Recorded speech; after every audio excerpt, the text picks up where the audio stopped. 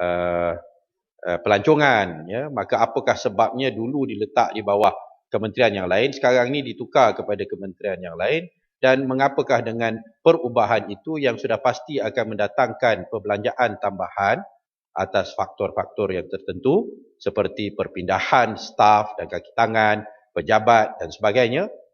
Mengapakah ianya perlu dilakukan? Ya, segala perpindahan-perpindahan dan penukaran-penukaran ini bukan datangnya dengan percuma.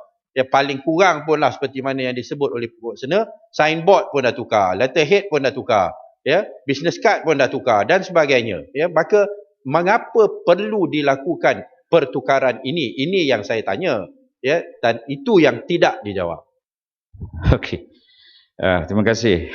Sebagaimana saya jawab tadi adalah lebih sesuai pelancongan bersama dengan kebudayaan, dan apa yang telah berlaku sebelum ini, ia telah berlaku dan kita ingin memperbaiki apa yang kita telah buat yang lepas.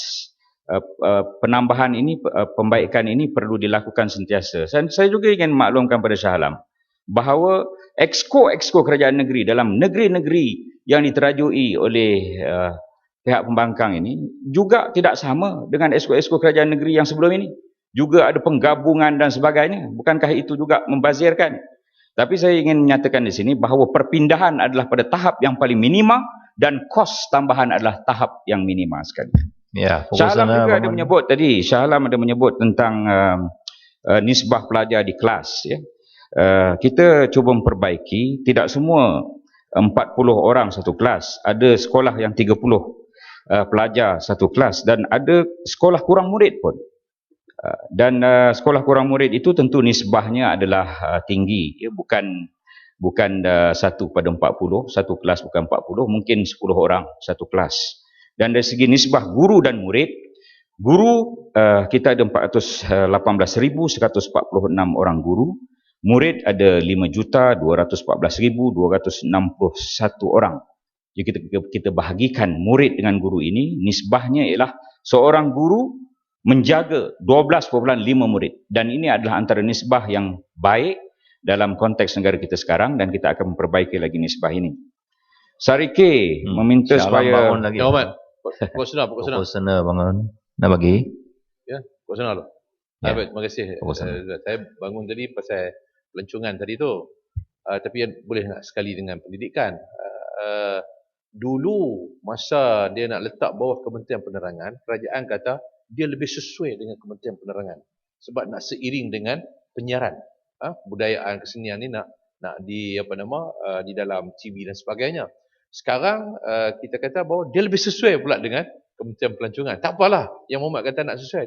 Cuma jaminan yang Muhammad, apa jaminan yang Muhammad bahawa lepas ni tak tukar dah. Macam tu juga Kementerian Pendidikan ni tak akan terpisah dah. Macam idea-idea berapu dulu kan, start berpisah. Apa jaminan? Maknanya lepas ni tu dia tak berubah dah. Tak ada Kementerian Pengajian Tinggi dah lepas ni umpamanya. Takkan balik dah ke Kementerian Penerangan hal-hal yang berkaitan dengan kebudayaan. Apa jaminan ni, Muhammad? Terima kasih Pokok Sena. Kadang-kadang Pokok Sena ini memberikan idea-idea yang agak besar kepada rakyat dan negara. Terima kasih. Sebagaimana yang disebut tadi, Institut Diplomasi Budaya, ya, saya catat di sini. Menteri. Kuasa budaya mengangkat martabat Malaysia, menjadikan tamadun-tamadun besar di dunia. Itu pandangan-pandangan bernas. Jarang kita dengar pandangan-pandangan bernas daripada Pokok Sena. Selalu dia merapu je lebih. Menteri, sikit komen pasal Lenggong dan Shah Alam, ya. Komen pasal tadi yang Muhammad sebut tadi. Tadi memang saya dengar bila Pokok Sena sebut tentang institut tadi. Tapi sedarkah kita bahawa kementerian dan kerajaan ada Jabatan Warisan Negara? Ini sebuah jawatan warisan negara yang Pusuruhjaya warisan negara ialah Profesor Menteri Zurina Majid. Dalam jabatan ini memang kerja dia untuk meningkat, memelihara tentang warisan, budaya, kajian dan sebagainya. Jadi apa perlu lagi ada institut? Perkasakan Jabatan Warisan Negara ini sudah cukup. Itu sebab saya rasa idea kerajaan lebih awal daripada idea Pokok Sena. Ya, saya belum habis tadi sebenarnya. Saya belum habis beri pandangan apa yang disebut oleh Pokok Sena tu. Selalunya kalau kita puji mesti kita ada perkataan lain, ya. Saya ingin maklumkan pada pokok sena bahawa kerajaan dah fikir lama daripada pokok sena. Kita telah menubuhkan Jabatan Kebudayaan dan Kesenian Negara iaitu JKKN pada tahun 2005 lagi. Sebelum tu pokok sena ada kat sini ke tidak tahun 2005? Saya tak tahu. Yang bertanggungjawab membangunkan dan menyemarakkan aktiviti kebudayaan dan kesenian negara selaras dengan hasrat kerajaan untuk mengukuhkan perpaduan dan keharmonian rakyat. Dan pokok sena juga tadi menyebut tentang Menteri, sebelum tu tadi berhubung dengan Shah Alam tentang nisbah pelajar dan guru. Apabila Tuan Menteri menyebut bahawa on average kita punya nisbah pelajar kepada guru ialah seorang guru 12.5 pelajar ataupun anak murid. Tetapi pada hakikatnya di sekolah-sekolah kita dapati bahawa ada pula kes-kes di mana ada yang seorang satu kelas mempunyai anak murid seramai 40 orang dan sebagainya, ya. Maka ini merupakan satu masalah di mana mungkin dari segi bidang guru-guru ataupun jurusan yang tertentu yang telah diambil, dan adakah ini hasil daripada perancangan yang kurang mantap, dan ini juga melibatkan tentang persoalan graduan-graduan daripada Universiti Pendidikan Sultan Idris, yang mana bila dah keluar ada juga yang ramai yang tidak ada kerja dan sebagainya. Bagaimanakah kita nak tentukan bahawa bukan secara pukul rata? Kerana kalau nak tengok secara pukul rata, nak tengok dengan mungkin sekolah-sekolah di tempat-tempat yang jauh, di Ulu, di Sabah, di Sarawak, mungkin satu kelas ada 10 orang. Dan di Kuala Lumpur satu kelas ada 40 orang. Ya, ianya kalau kita nak tengok secara pukul rata, maka ianya akan memberikan satu gambaran yang tidak tepat. Yang terpenting kita nak paling ramai satu kelas 25 orang. Adakah itu satu perkara yang ada di dalam perancangan kementerian? Terima kasih. Semua yang saya sebut tadi tidak semua 40, ada yang 30, ada yang 20, ya. Ada yang kurang murid pun. Walaupun begitu saya memahami yang apa yang penting disebut. Saya ada faham, juga 40. saya faham. Ya, saya faham apa yang dimaksudkan oleh Shah Alam itu, dan pastinya Kementerian Pendidikan akan memastikan perkara ini agak setara di seluruh Malaysia. Sekadar dengan ratio satu guru 12.5 murid itu tidak menggambarkan tempat yang ramai, ya, terutama di bandar misalnya. Saya memahami dan saya menyanjung tinggi apa yang disebut oleh Shah Alam itu. Kali pertama memuji Shah Alam. Dan pokok sena juga menyebut bahawa kita ingin membina tamadun yang bukan hanya melibatkan tamadun daripada Yang berhormat Menteri, pada saya memandang cynical idea diplomasi budaya ni. Diplomasi budaya ini satu idea yang besar yang baru-baru ini diperdebatkan. Bukan idea warisan sebenarnya yang Lenggong sebut tadi. Dia satu budaya, pendekatan budaya yang pendekatan diplomasi yang menggunakan budaya, people to people, hubungan antara rakyat Malaysia misalnya dengan rakyat Indonesia.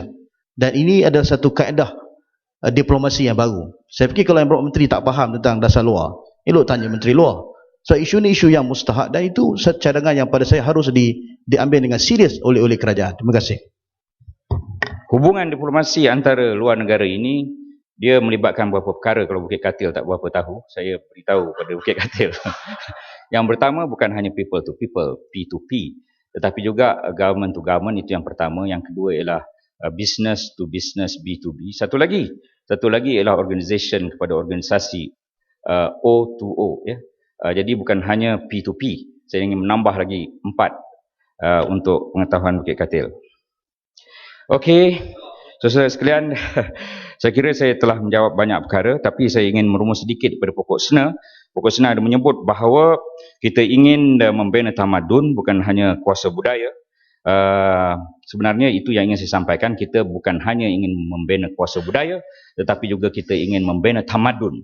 Dan pembinaan tamadun dengan kita melihat segala kekuatan kepelbagaian kaum ini, bangsa Malaysia, dalamnya ada pelbagai kaum, dalamnya ada Melayu sini, India, dan juga pelbagai kaum di seluruh Sabah dan Sarawak. Semuanya ini telah kita konsepkan dalam satu gagasan besar yang telah kita war-warkan dan kita telah laksanakan sejak tahun 2008-2009 lagi, iaitu Gagasan Satu Malaysia. Jadi idea pokok sena tadi sudah ada dalam Gagasan Satu Malaysia. Itu poin yang ingin saya sampaikan. Boleh. Hitam dulu. Okey, terima kasih Datuk Yang di-Pertua. Sebenarnya apa yang disebut oleh Yang Berhormat Menteri tadi bahawa kononnya tak perlu kepada satu institusi baru yang saya cadangkan tadi, Institut pada budaya, Institut Diplomasi Budaya ini, kerana kita sudah ada Jabatan Kebudayaan. Tapi bagi saya bahawa Jabatan Kebudayaan selalunya lebih banyak berfungsi kepada yang bersifat program-program yang saya katakan berunsur yang unsur festival dan sebagainya. Tetapi Institut Diplomasi Budaya itu dia lebih kepada bentuk pemikiran. Dia bentuk pada pemikiran. Sebab budaya ni kita bukan hanya nak membina kesenian, seni satu-satu bangsa, tetapi kita nak bina budaya dari segi pemikiran masyarakat dan rakyat, dan bagaimana kita nak menterjemah budaya dan adat istiadat seni yang ada dalam satu bangsa itu dalam bentuk diterjemahkan dalam bentuk pemikiran. Jadi sebab itu bagi saya bahawa saya katakan bahawa antara cadangan saya dengan apa yang sudah ada dalam kerajaan itu satu yang agak berbeza. Terima kasih Pokok Sena. Kita juga melaksanakan perkara yang lain selain pada apa yang telah dinyatakan. Memanglah budaya itu adalah merupakan bukan hanya kesenian. Budaya itu adalah cara hidup. Itu maksud yang sebenar, takrifan budaya. Dan kita juga menerapkan nilai-nilai murni di kalangan rakyat, khususnya generasi muda. Itu juga adalah budaya. Kita melaksanakan program-program berbentuk seni budaya yang sebagaimana yang semua orang sedia maklum, bagi meningkatkan penghayatan budaya di kalangan masyarakat. Kita mempromosikan aktiviti seni budaya negara ke luar negara, dan juga kita menerbitkan penerbitan buku dan bahan ilmiah mengenai seni budaya. Dan perkara yang hangat diperdebatkan tadi oleh Seremban dan juga Air Hitam, segala perkara itu kita ambil perhatian, ya, terutama kenyataan bahawa mana-mana anak kita, tak kira Melayu, Cina, India, yang mendapat 4.0 patut diberi subjek pilihan, dan kita hendaklah memastikan perkara itu dilaksanakan. Dan perkara ini bukan ada kaitan dengan mana-mana supremasi, ya. Kita juga telah memberikan beasiswa satu Malaysia yang berasaskan kepada semua, tidak kepada kaum-kaum yang tertentu, dan kes-kes tertentu kita boleh buat rayuan, dan kita menyanjung tinggi segala perkara yang disebut oleh Air Hitam, segala disebut oleh Seremban, dan saya akan memastikan perkara ini disampaikan kepada Menteri Pendidikan 1, Menteri Pendidikan 2, Timbalan Menteri Pendidikan, seorang Melayu, seorang Cina, yang tentunya akan memastikan perkara ini akan diberikan tindakan sewajarnya.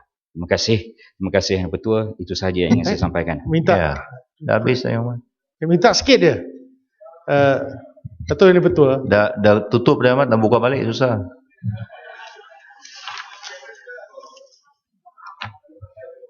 Yang Berhormat, sekarang saya kemukakan masalah pada majlis bagi diputuskan. Masalahnya ialah bahawa usul mengenai anggaran perbelanjaan mengurus dan pembangunan dalam kurungan penguntukan semula peruntukan perbelanjaan tahun 2013 seperti yang dikemukakan oleh Yang Berhormat Menteri Kewangan itu hendaklah disetujukan. Yang Berhormat yang bersetuju kata bersetuju. Yang tidak bersetuju kata tidak. Lebih suara yang bersetuju. Usul disetujukan.